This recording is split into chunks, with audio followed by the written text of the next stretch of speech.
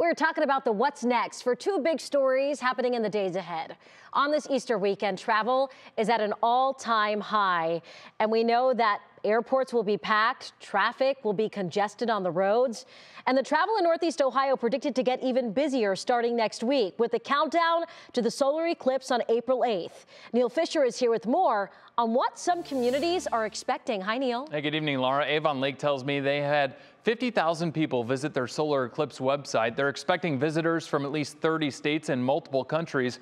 And while there will be plenty of visitors, many residents are also looking forward to April 8th. I'm eager to have the experience, and I think a lot of people are. For many folks, April 8th's total solar eclipse will be their first and possibly their last. It's a once-in-a-lifetime event, and the path of totality crosses right over Northeast Ohio. Our community's been planning for probably almost 2 years. Erin, Fach, and the city of Avon Lake have been on a mission to make the event special for residents and visitors.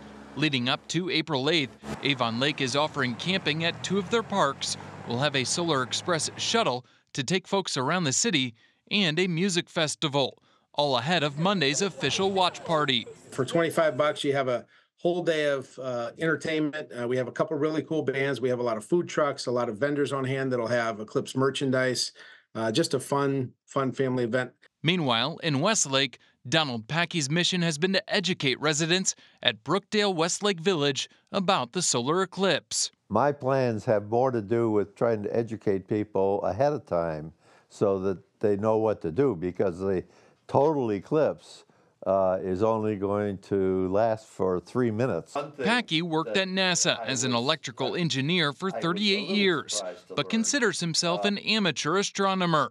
He's never seen a total solar eclipse, but he's studied and put together 4 presentations to teach the other residents. I tried to emphasize what is the track, what is the way that it's going to appear when we see it as the moon partially covering the sun.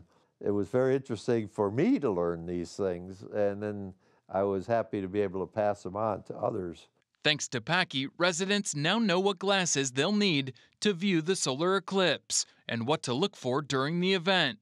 The path of totality providing Northeast Ohio a once-in-a-lifetime opportunity. It is an exciting time for Avon Lake and kind of being in the spotlight and being right on center line. It's not something we asked for, but something we're trying to embrace. And again, just excited for the community.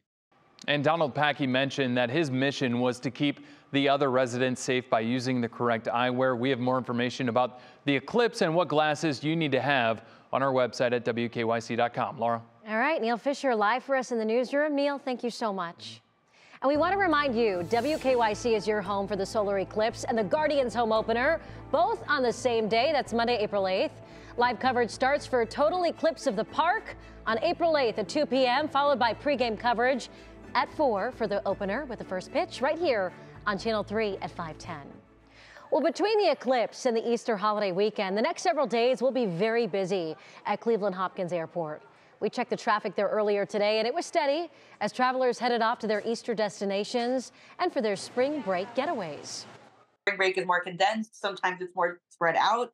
I think this year we kind of saw it starting, beginning of March, and it can continue through April. And then again, those numbers pretty much stay elevated through the summer. Now, next week, travel experts predict in cities like Cleveland and Buffalo, Thursday and Friday will be the busiest travel days at the airport, with so many people flying in to see the eclipse. Meantime, on the roads, the Ohio Highway Patrol and state police from 5 other states will join forces next week to crack down on distracted driving. Ohio's troopers will help kick off National Distracted Driving Awareness Month in April. Troopers will focus on catching those driving while texting and impaired driving like DUI. State lawmakers passed new distracted driving laws just back in October.